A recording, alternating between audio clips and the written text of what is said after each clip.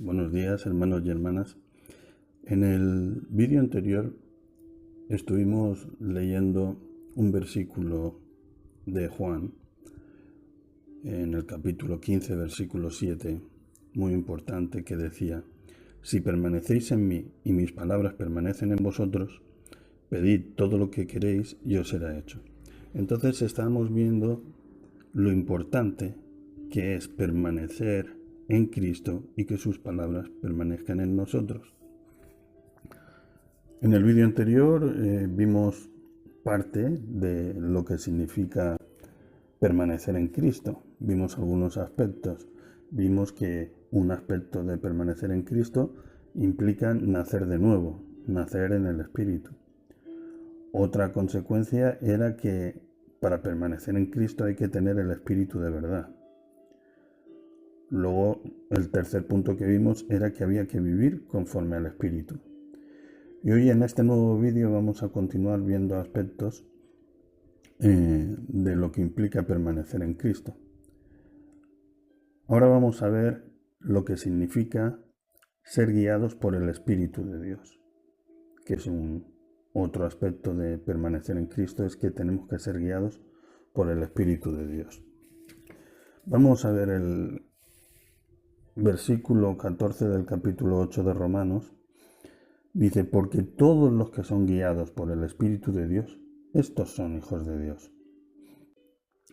Antes de continuar, quizá se pregunten que por qué estamos viendo todo esto, si en realidad esto es un estudio sobre la oración y ahora estamos viendo un poco cómo orar, ¿no? Y no estoy dando ninguna regla, ningún truco para orar bien o cómo hacerlo, qué palabras son más bonitas o qué frases hechas podemos utilizar, porque eso no es lo importante. Como vimos ayer, lo importante es permanecer en Cristo y que su palabra permanezca en nosotros, para entonces así que el Espíritu Santo pueda vivir y morar en nosotros y que sea Él quien ponga palabras en nuestra oración, porque si somos nosotros los que oramos, vamos a orar en la carne y no va a funcionar. Entonces, la forma de poder hacer oraciones agradables a Dios es permaneciendo en Cristo y que sus palabras permanezcan en nosotros. Entonces, aunque sea un camino más largo que a lo mejor aprender una retórica y unas frases aprendidas, y a lo mejor en un mes una persona dice: yo ya sé orar, me han enseñado unos trucos y ya sé orar, eso es un atraso, porque de ahí no se avanza más. En cambio, si lo que hacemos es intentar nacer de nuevo, dejándonos llenar por el Espíritu Santo de Dios, permaneciendo en Cristo y que que sus palabras permanezcan en nosotros, a la larga el crecimiento va a ser exponencial, va a ser muchísimo más grande. Entonces, hemos visto ahora en Romanos 8, versículo 14, que todos los que son guiados por el Espíritu de Dios son hijos de Dios. En Juan 14, versículos 15, 17 y 26 dice: si me amáis, guardad mis mandamientos, y yo rogaré al Padre, y Él os dará otro consolador para que esté con vosotros para siempre. Y el Espíritu de verdad, al cual el mundo no puede recibir, porque no le ve ni le conoce, pero vosotros le conocéis, porque mora con vosotros y estará en vosotros. Mas el Consolador, el Espíritu Santo, a quien el Padre enviará en mi nombre, Él os enseñará todas las cosas y os recordará todo lo que yo os he dicho. Entonces, hermanos, la pregunta que nos hacíamos: ¿cómo orar? Pues siendo guiados por el Espíritu Santo.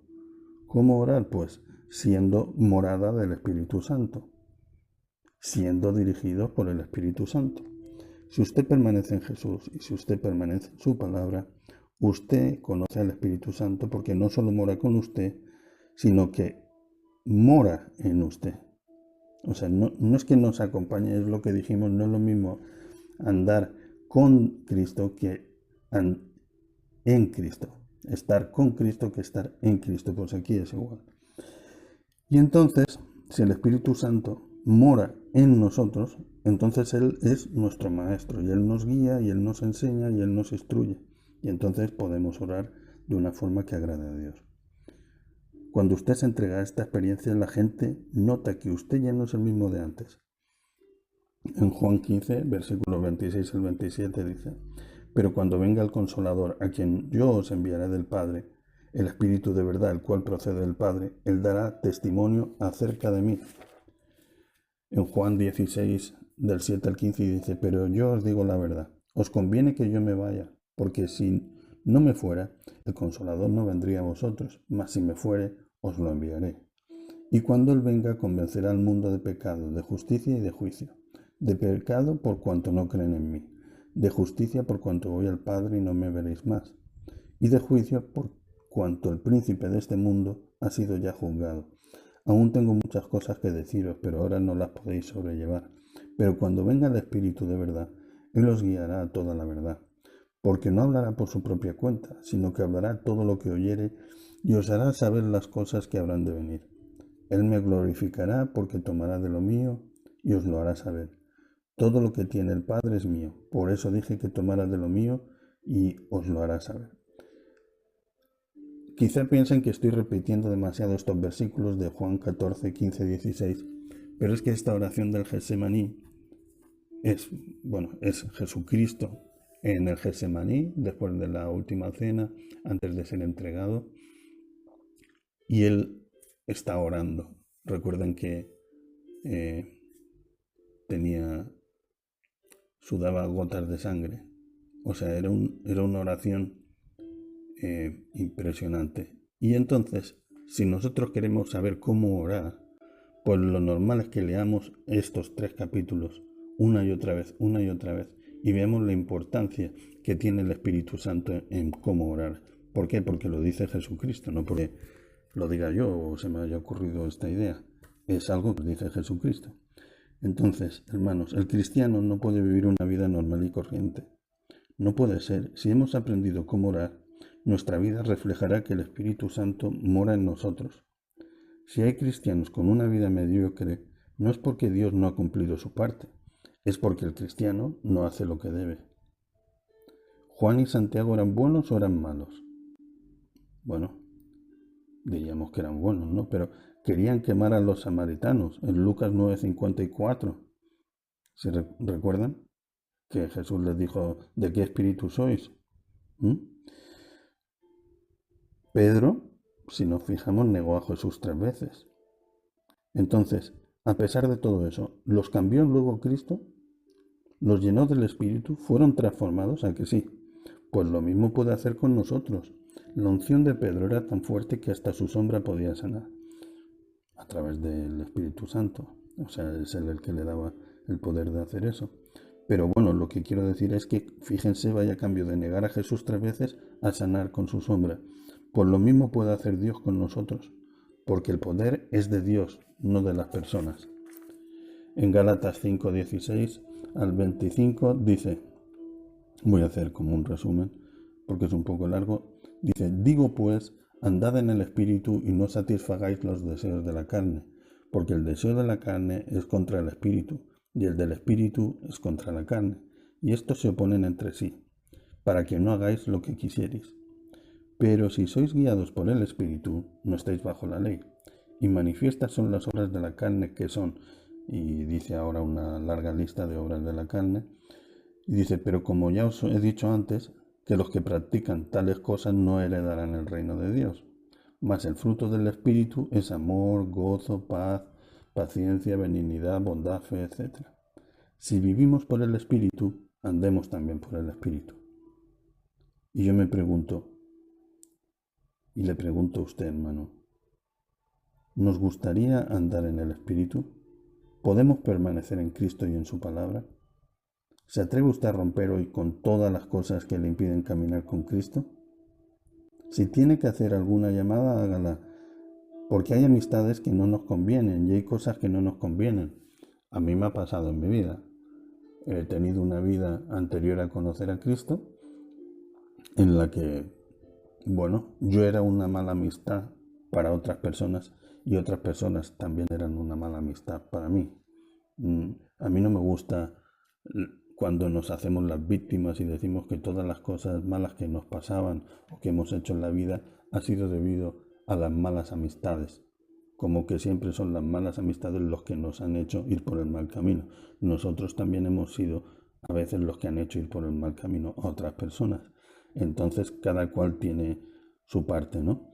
Pero si ya hemos conocido a Cristo y ya hemos muerto al hombre antiguo y nacido al hombre nuevo, pues hay que cortar con las malas influencias. No digo que hay que hablar mal a los amigos ni nada por el estilo, pero tenemos que evitar situaciones que nos hagan volver a Egipto, ¿no? Entonces, por eso es lo que decía. No tenemos que ser violentos espiritualmente. A veces no nos damos cuenta de que hay personas que en vez de ayudarnos lo que hacen es hacernos caer otra vez. Pero tenemos que ser valientes y cortar con eso. No hablando mal a las personas, sí, pero siendo conscientes de que pueden haber personas y situaciones que nos pueden hacer caer otra vez. Tenemos que escoger primero a Dios y después ya todo lo que venga, pero primero a Dios.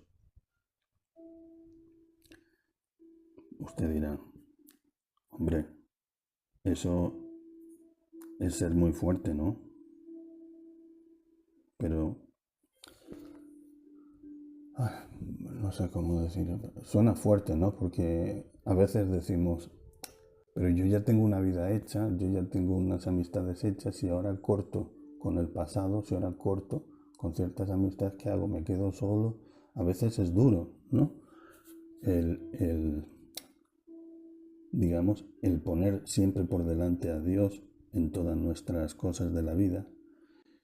Y bueno, pues tantas situaciones en el trabajo, a lo mejor uno está acostumbrado a que terminamos de trabajar y nos dicen los amigos de ir a beber, o que estamos, no sé, estamos trabajando y los compañeros se ponen a contar chistes fuertes. Antes seguíamos todo eso, pero ahora yo creo que un cristiano debe cortar todo eso, no decirles a ellos que, que, que son lo peor, no, eso no, pero sí decir, pues no puedo ir con vosotros a beber porque tengo que ir a casa a hacer algo, tal, y si nos critican o nos hablan mal, pues no importa, nosotros sabemos que estamos haciendo lo correcto y poniendo a Dios por delante. Entonces, a veces estamos más propensos a ofender a Dios que a ofender al ser humano. Es decir, nos importa más quedar mal con un amigo que quedar mal con Dios. Y eso no nos damos cuenta, pero eso es una raíz de incredulidad. Eso es falta de fe. ¿Por qué? Porque decimos, bueno, si hago esto, enfado a Dios. Pero si hago esto otro, enfado a mis amigos. Entonces, ¿qué elijo? No quiero enfadar a mis amigos porque mis amigos son reales y los tengo aquí. Dios a lo mejor es real o a lo mejor no. Entonces, eh, lo que es seguro es que mis amigos son mis amigos, entonces no los quiero enfadar para mantenerlos. Dios, pues no sé si existe o no existe, entonces si se enfada o no se enfada, pues ya lo solucionaré otro día. De verdad, dése cuenta de que hay una raíz de incredulidad y de falta de fe en Dios, de que Dios existe, es vivo y real y que está con nosotros y nos ve todos los días. Y yo creo que es mucho más importante que si alguien tiene que enfadarse con nosotros sea un amigo que no que sea Dios, porque el día del juicio pues no creo que nos vayan a juzgar nuestros amigos, sino que nos juzgará Dios.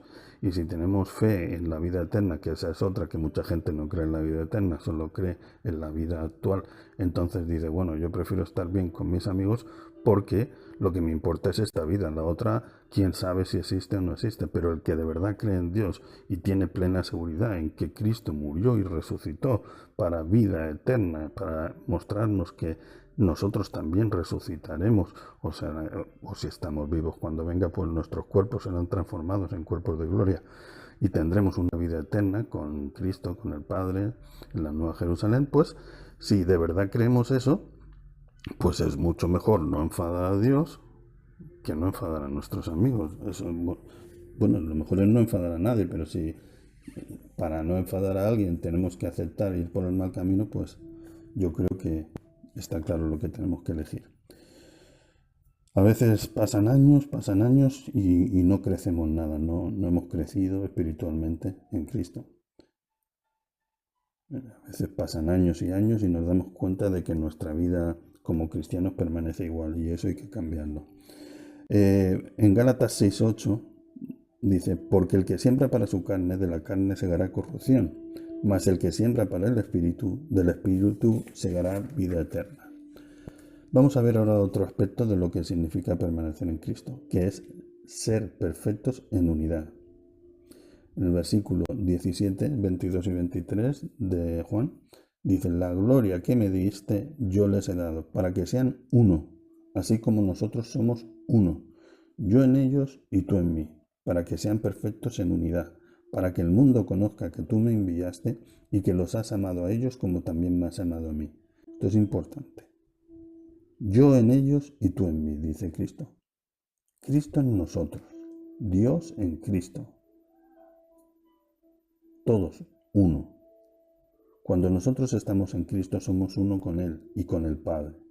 Hay una unidad entre el creyente Jesús y entre el cristiano y Dios, pero también entre cristianos con cristianos, porque somos el cuerpo de Cristo. Entonces, como dijo Jesús antes de su Padre, que sean uno, así como nosotros somos uno. Ser uno significa que tenemos el mismo propósito, la misma meta, el mismo fin, que estamos de acuerdo y con los ojos puestos en Cristo. Si miramos todos al mismo sitio, pues todos estaremos unánimes. Eso lo vimos el primer día. Ser uno es tener todos la misma meta, el mismo propósito, el mismo fin. Estar con los ojos puestos en Cristo, imitar a Cristo. Al igual que el Padre, el Hijo y el Espíritu Santo son uno, ahora Cristo dice, para que ellos sean uno como nosotros somos uno. Es decir, Padre, Hijo, Espíritu Santo son uno. Son distintos, pero son uno. Pues igualmente nosotros somos distintos, pero tenemos que ser uno. El cuerpo de Cristo, la Iglesia, que aunque tiene varios miembros, somos un mismo cuerpo. Si yo soy Sisto López, pues soy Sisto López. Aunque mi mano sea distinta de mi pie y mi pie distinto de mis ojos, todos somos Sisto López. Entonces, si somos el cuerpo de Cristo, aunque nos veamos distintos, en realidad somos la Iglesia.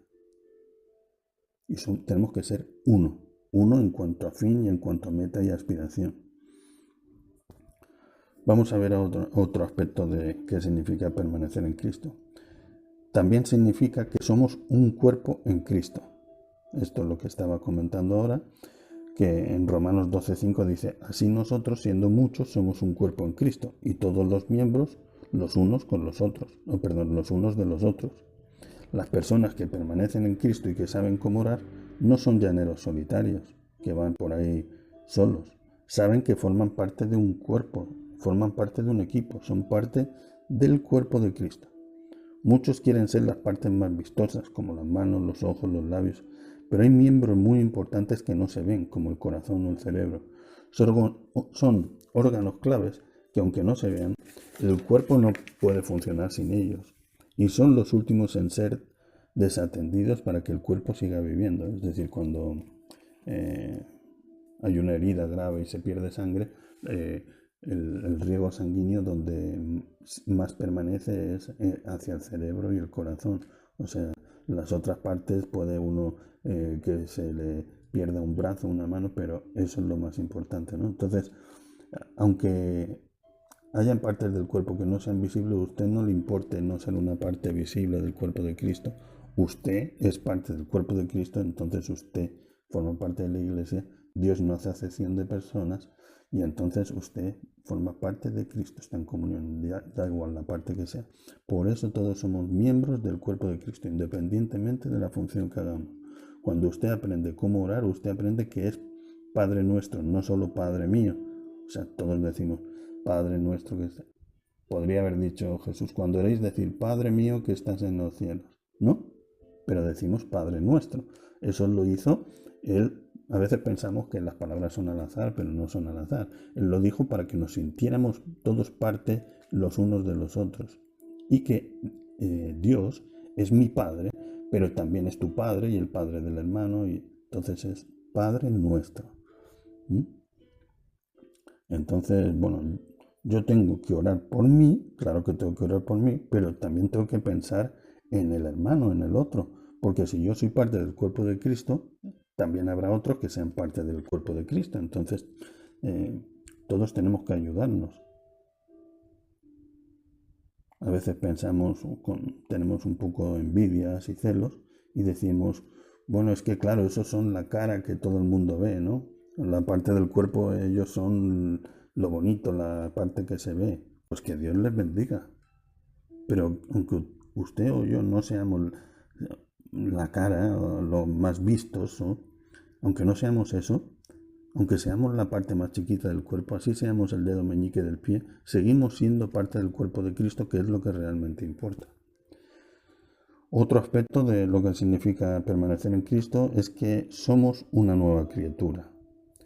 En 2 Corintios 5:17 dice, de modo que si alguno está en Cristo, nueva criatura es. Las cosas viejas pasaron y aquí todas son hechas nuevas.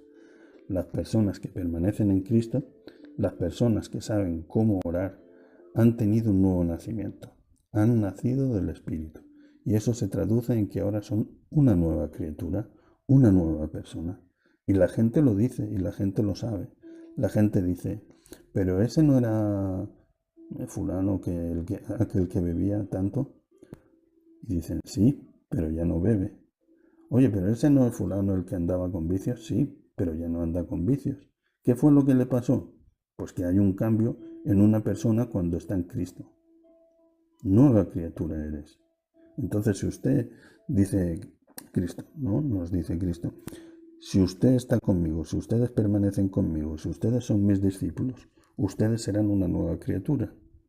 Entonces, la persona nacida de nuevo, la que es una nueva criatura, la persona que sabe cómo orar porque lo está viviendo, la persona que sabe qué es orar porque es su estilo de vida, muestra y demuestra a la gente no ya su esfuerzo por ser un buen cristiano, porque a veces pensamos, tengo que esforzarme para ser un buen cristiano. No, lo que mostramos es la bendición de Dios, que es en realidad lo que nos hace ser un buen cristiano. Nosotros, por nuestra cuenta, nunca podríamos ser un buen cristiano con nuestras fuerzas.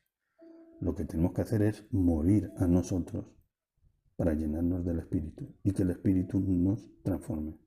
Vaciarnos de nuestro yo, vaciar nuestras vasijas para que Él pueda entrando. Si estamos llenos de nosotros, si nuestro ego es tan grande que no deja entrar, no cabe nada más, pues no podemos llenarnos del Espíritu. Esto no es automático en un día, pero vamos vaciándonos, haciéndonos más humildes, y entonces el Espíritu va entrando. Y entonces Él nos cambia y cumplimos la ley sin darnos cuenta de por qué ni de cómo la cumplimos. Cuando antes intentábamos cumplirla, fallábamos en todo, porque no es el cumplimiento de la ley el que te acerca a Dios, sino es Dios el que te acerca, el que te lleva al cumplimiento de la ley. ¿Entienden? O sea, nosotros decimos, yo quiero recibir el Espíritu Santo y para ello tengo que ser santo. Si usted lo que intenta es por su cuenta intentar hacerlo todo bien, pues va a fallar. Eso Pablo ya lo dijo, hago lo que no quiero hacer hago y lo que quiero hacer no hago. Pero si lo que hacemos es decir, voy a olvidarme de por mi propia fuerza hacer todo bien, voy a dedicarme a buscar de Dios en la palabra, a buscar de Dios en la oración, aunque no sepa nada que decir, me quedo callado y pienso en Él o lo que sea, pero voy a buscar de Dios, voy a vaciarme de mí mismo, voy a llenarme de su Espíritu. Sin darse cuenta, verá que su vida cambia y nace de nuevo. Perdón. Entonces, estábamos diciendo que las personas que saben qué es orar, porque su estilo de vida, muestran en realidad el carácter de Dios. Hay dos batallas que tenemos que luchar. Una es la batalla de la fe y otra es la batalla de la vida, o sea, pues la batalla de la vida quiero decir, pues levantarnos por la mañana, ir a trabajar, ganar el sustento para la familia. Todos tenemos ese afán diario de esa lucha, ¿no? Esa lucha cotidiana de cada día, ¿no? Pero otra es la batalla de la fe. ¿Y cómo peleo la batalla de la fe siendo una nueva criatura? Pues tomando tiempo cada día a solas con Jesús para estudiar la Biblia y para orar fervientemente. Eso no lo va a hacer Dios por nosotros. Somos nosotros los que tenemos que hacer eso, lo de estudiar la Biblia y ponernos a orar en espíritu y en verdad. Tenemos que experimentar lo que es la relación con el Señor, estar en comunión con Él.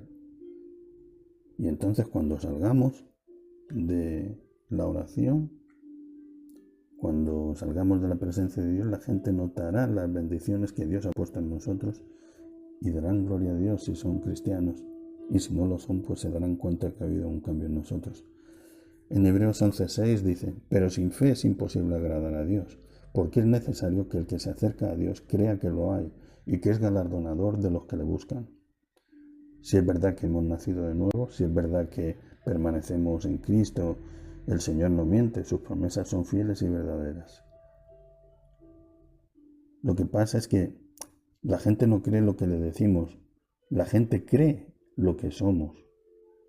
No sé si muchas veces vamos evangelizando y diciendo, porque sí, por esto, lo otro, hay que hacer esto, pero nosotros no lo hacemos. Entonces la gente no va a creer en lo que usted le diga, la gente va a creer en lo que vea en usted, si le conoce, si es un familiar, si es un vecino, si es alguien de su trabajo y usted se pone a hablar de las maravillas de la Biblia, pero ve que usted sigue siendo el mismo de siempre, le dirán, no me cuentes historias porque tú te has hecho cristiano hace 6 años, pero sigues siendo el mismo de antes, entonces no me cuentes historias de la Biblia. En cambio, si usted era una persona y ahora ha cambiado, incluso aunque no les hable de la Biblia, que bueno, es mejor hablarles de la palabra, claro, pero aunque no les hable de la palabra, estoy seguro que le van a preguntar, pero ¿qué te ha pasado? ¿Cómo has cambiado? ¿Cómo has dejado de hacer todas esas cosas que hacías y ahora eres otra persona? Cuéntame qué te ha pasado. Y ahí habrá la oportunidad de explicarle, pues mira, Cristo está hecho esto en mi vida. Yo nunca pude cambiar, pero mira, conocí a Cristo y mira lo que ha hecho en mí. Y eso es evangelizar con nuestra vida, con nuestro ejemplo, no con las palabras. Por supuesto que luego hay que evangelizar con las palabras.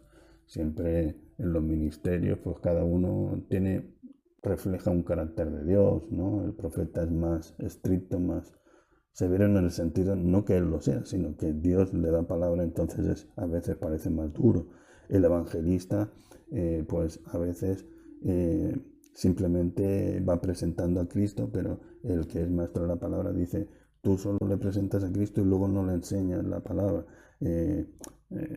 O sea, cada uno, no debemos criticarnos los unos a los otros según el ministerio, cada uno tiene un papel, ¿no? Entonces el evangelista presenta a Cristo, el maestro de la palabra luego le discipula, le educa, el pastor, pues, o sea, cada cual ya va haciendo su papel, pero no nos critiquemos unos a otros porque cada uno, como decimos, somos miembros de un mismo cuerpo y cada uno tiene una función. A veces uno es más cariñoso, a veces el otro es más severo, pero Dios necesita de todos y cada uno de nosotros que reflejemos cada uno de... Ustedes se han dado cuenta cuando la luz llega a un prisma que de repente sale el arco iris y salen todos los colores. Todos esos colores parecen distintos, pero no son distintos. Todos esos colores vienen de la luz blanca que llega al prisma. Eso es Dios en su espíritu que llega al ser humano. Y luego, como cada uno de nosotros tenemos un carácter, Dios es tan bueno que deja reflejar en cada uno y cada uno damos un color, un aspecto distinto de Dios. Eso no es malo, eso es bueno, porque Dios quiere que el hombre vea todos los caracteres de Dios, del Espíritu. Bueno, continuamos. En Mateo 5:16 dice, así alumbre vuestra luz delante de los hombres para que vean vuestras buenas obras y glorifiquen a vuestro Padre que está en los cielos. Si nosotros permanecemos verdaderamente en Cristo, entonces sabemos cómo orar. Y si sabemos cómo orar es que hemos nacido de nuevo y somos nuevas criaturas. Y entonces la gente, al conocernos, le dan gracias a Dios por el testimonio de nuestras vidas. En Mateo 16:27 dice, porque el Hijo del Hombre vendrá en la gloria de su Padre con sus ángeles, y entonces pagará a cada uno conforme a sus obras. Entonces, ¿son importantes las obras o no? ¿Es importante lo que hacemos o solo lo que decimos? No es que sean importantes las obras, importantes no, son mucho más, es cuestión de vida o muerte. Entonces, bueno, resumiendo lo que hemos visto hasta ahora, hemos visto que permanecer en Cristo significa, en primer lugar, nacer de nuevo, en segundo lugar, tener el Espíritu de verdad, vivir conforme al Espíritu, ser guiados por el Espíritu de Dios, estar perfectos en unidad, ser un cuerpo en Cristo y ser una nueva criatura. Entonces nos damos cuenta de que cuando nos preguntamos ¿y cómo puedo orar? Pues el cómo orar significa que mi vida refleja la vida de Cristo. Cómo orar significa que, tal como dijo Jesús, cuando el Espíritu venga convencerá al mundo de pecado, de justicia y de juicio. Pero ¿cómo es que el Espíritu Santo convence al mundo? No lo convence con palabras ni con argumentos, no con doctrinas, ni siquiera con sermones. El Espíritu convence al mundo con testimonios. El cristiano es la prueba de que el Espíritu tiene, o sea, nosotros somos la prueba que tiene el Espíritu Santo de que ha hecho su trabajo el Espíritu Santo, digamos. O sea, cuando el Espíritu Santo se presenta ante Dios, le dirá: Señor, aquí traigo a esta persona nacida de nuevo, cambiada, transformada por mi poder, que creyó y aceptó el mensaje, creyó y aceptó el Evangelio. Y mira cómo lo cambié y lo transformé. Y luego llevará a lo mejor a otra persona y dirá: aquí traigo una persona que no lo pude cambiar porque no quiso aceptar a Cristo, no quiso creer en ti y no pude hacer nada. Entonces, si nosotros damos pie, el Espíritu nos va a cambiar. Cuando Cristo dijo: aquí yo estoy a la puerta y llamo, quien me abre, entraré a cenar con él y permaneceré con él. El que no, pues no pasaré, ¿no? Entonces, esa es nuestra decisión, aceptar el cambio o no aceptarlo. Pero el trabajo lo hace Dios, no nosotros. Entonces, en Hebreo 11:7 dice: por la fe Noé, cuando fue advertido por Dios acerca de cosas que aún no se veían, con temor preparó el arca en que su casa se salvase. Y por esa fe condenó al mundo y fue hecho heredero de la justicia que viene por la fe. Entonces, esto suena un poco extraño, pero ¿quién condenó a los antediluvianos, a los que habían antes del diluvio? Pues aquí dice que fue Noé. Si quieren lo leo otra vez. Dice: Noé preparó el arca y por esa fe condenó al mundo. Noé condenó al mundo. ¿Por qué dice que Noé condenó al mundo? Porque Noé creyó en la palabra de Dios. Estuvo predicando 120 años. Predicando con su testimonio. Quiero decir, no es que fuera pastor. Pero él con su ejemplo y mostrando la fe que tenían. Porque todos decían: pero hombre, pero si aquí nunca ha llovido, ¿qué haces construyendo una barca aquí? Que como la construyó él solo con sus hijos, pues tardó un montón de años en hacerla, ¿no? Y todos, pues, pasaban los años y se reían de él, porque no crean que lo hizo en una semana, el arca. Entonces, con su testimonio, estuvo como predicando. Entonces lo usó el Espíritu Santo. Su vida diaria fue la que testificó. No es lo que decía, no son sus doctrinas, ni siquiera su religión. Mucha gente no se entrega a Jesús, no porque sean tontos, ¿no? Sino porque no ven en nosotros a Cristo. O sea, la gente se frustra. A veces llevamos a gente a la iglesia, ellos vienen a veces, no digo siempre, pero a veces vienen ilusionados porque quieren conocer a Cristo, pero cuando vienen a la iglesia ven que quienes hay en la iglesia son igual que él. Y entonces piensa: yo pensé que cuando fuese a la iglesia me encontraría multitud de hermanos que ya conocen a Cristo desde hace años y que serían todo lo que yo siempre he querido ser, que ya no serán personas que estén en el mundo, sino que serán personas que viven una vida de santidad y obediencia, y yo me sentiría allí acogido y viendo la presencia de Dios. Pero llegan y ven lo mismo que él ha visto en la calle, lo mismo que ha visto en el mundo, ve personas que no han sido transformadas y se decepcionan muchísimo. Y dejan de venir porque piensan que les hemos engañado diciendo: ven porque vas a conocer a Cristo. Claro, las personas no deberíamos fijarnos en el hombre. O sea, hay que mirar a Dios, no al hombre, ¿no?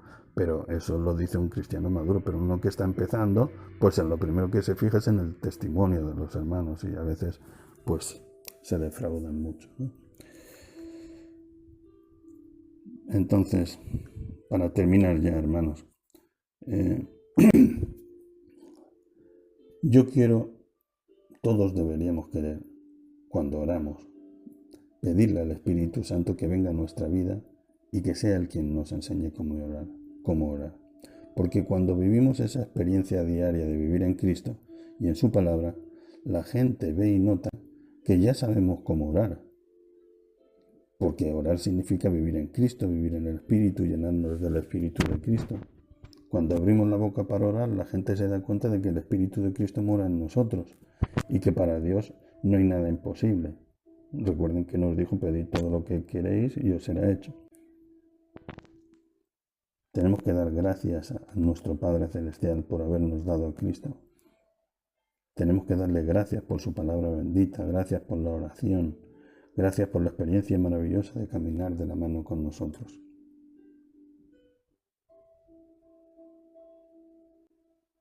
Padre, permite que el Espíritu Santo haga que permanezcamos en Cristo y en su palabra, que el Espíritu coloque en nosotros las palabras correctas y adecuadas para hablar con usted a través de la oración y pedirle lo que conviene, para que podamos ver de la mano poderosa de Dios que se mueve en nuestro favor para la gloria de su santo nombre. Padre, permítenos vivir cada día esta maravillosa experiencia de la oración. Haz que amemos a Cristo, haz que vivamos para Él, haz que la palabra sea lo más importante en nuestras vidas y que nos llenemos de ella, que Cristo esté presente en cada momento en nuestra existencia. Padre, haz que el Espíritu Santo produzca en nosotros tanto el querer como el hacer, por su buena voluntad, y que el resultado de esa experiencia con Cristo, con su palabra y con la unción del Espíritu Santo, nos transforme en cristianos poderosos, cristianos cuyas vidas inspiren a los demás y que seamos luz para el mundo. Hazlo todo en nosotros para tu gloria, Santo Padre. Espero que seamos la herramienta idónea del Espíritu para convencer al mundo de pecado, de justicia y de juicio. Padre, te lo pedimos en el nombre de tu Hijo Jesucristo. Amén. Bueno, hermanos, que Dios les bendiga y si Dios quiere mañana grabaremos otro audio para continuar con este estudio.